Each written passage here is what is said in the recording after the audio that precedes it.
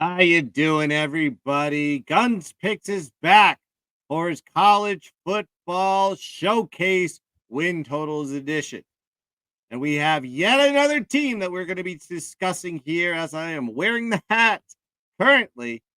And before I get to this particular team and talk about my analysis of what I deem to be their future in 2024, you need to like and subscribe to the Gunzpicks channel, hit the thumbs up, hit the bell you enjoy the content. Hell, let's get into the comment section and ask me and tell me if I am right, wrong, or indifferent, or if you could just tell me what plays that you like for any futures here in the 2024 college football season.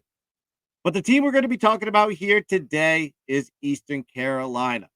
And let's break down this team and what happened to them last season. So ECU went to back-to-back bowl games in 2021 and 2022, winning 7 games and 8 games in both of those conditions.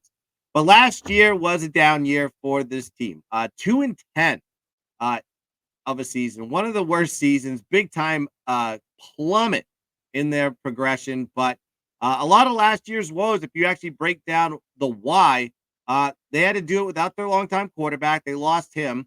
1,500-yard running back. They lost him and their 2 top wide receiver weapons. So really, the success, or actually the non-success of this team, was related to a complete dismemberment of the ECU offense. This year, it's a little bit different. They have 14 returning starters, 79th in experience, compared to being 121st in 2023. So they've already moved up in the experience rankings in 1 year. So I expect this team to be a little bit better than what people anticipated, especially coming off a 2-10 season. Their offense was not great last season. That was a big Achilles heel for this ECU program. 17.3 points per game in 2023. This year, they made some changes. They got a new OC. John David Baker comes over, and if you know about him, he comes from the Lane Kiffin coaching tree. He was the co-OC at Ole Miss the past 3 seasons under Kiffin. Of course, Kiffin doing a lot of the play calling himself, but under his tutelage, he understands the high pace, getting to the ball, scoring a lot of points, and that's what he's going to bring to the table here for ECU.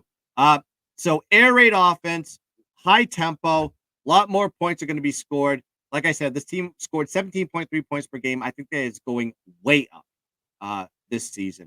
For the offensive side of the ball, they will need wide receivers and a QB. So what do? They get a QB in Jake Garcia from Missouri and a slew of ACC wide receivers to step in with a new offense. These transfers that are coming into this program are going to help this offense immensely. And they specifically handpicked the perfect guys to go and do that. Jake Garcia can throw the ball. He's got mobility, and he can run this offense. Now, not getting the chance in Missouri, knowing that Brady Cook is there. So I think this is why this is going to be a good landing spot here for Jake Garcia. Their defense, actually, besides having a 2-10 record, statistically, they were a great defense. If you look at how great they were at stopping the run, they only allowed 3.4 yards per carry on the ground last season, only allowing 22.4 points per game, 340 yards of total offense. They lost the yardage battle by 64 yards per game on average last season, and that was primarily not because of the defense. That was because their offense could not get any point production or even yardage for that matter. So I think they did the right things from a program standpoint. They went and fixed their offense. They got a new OC. They went and got some weapons. And I think this offense is going to look a little bit better, maybe on par with those teams that we remember from 2021 and 2022. Their defensive line was their strength last year. 6 out of their 8 top defensive linemen are back. So this group is going to be much improved. Like I said, this team could stop the run and they could get to the quarterback. So really their defensive front was the strongest portion of this defense. And then you got to look at their schedule. Their schedule is not tough at all. 122nd toughest schedule in the country. They avoid playing a lot of these top AAC teams. Memphis, Tulane, and USF. USF is going to have a good year as well. And so they get this very cakewalk-esque schedule. And I think a lot of teams are going to look at this ECU team and go, yeah, they were 2-10 last year. They're going to be a cupcake walkover type situation, but no, and not this year. So this team won 2 games last year, 7 in 2021, 8 in 2022. So really, they just had this outlier of a year, correct? The same coach is still there, and I think they're going to be much better. And this is just an outlier year for them.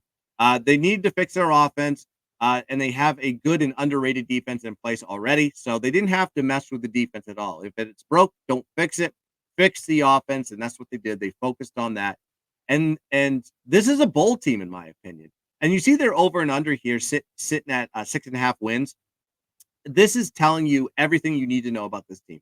Like I said, but throughout last year, they've won 7 games in 2021. They won 8 games in 2022. I think they're going to go back to that level again, that 7 to 9 win window for this team. So this over 6.5 just seems like the right thing to do in this spot. And I think this ECU team is going to surprise a lot of teams coming back from 2 wins. They're going to be back to where they were before. And over 6.5 wins at plus 102. That's the way I'm going to be going with this one. So that is my win total here for the ECU Pirates. Oh, 6.5 wins plus 102. And yes, I'm going to be dropping more of these futures as we get closer to week 0. And remember, we're going to have to be cooking with some napalm this year. Roll up your sleeves, get ready to grind because college football is right around the corner. And I'll be dropping some more non-Power 5 futures for you coming up later in the week. So check them out. If you're new to this channel, like and subscribe to the Gunzpicks channel. If you like the information, get in the comment section. Tell me if you like this play. Tell me you hate this play. Tell me you hate me. I'll take all comments that come along, and I will answer every single one that is put into this post. Or you can just hit the thumbs up, and you can hit the bell, and you can subscribe to the channel. That's all I ask. So good luck with your plays. Let's catch this one, and I'll be back for more later on. Goodbye. Bang. Boom.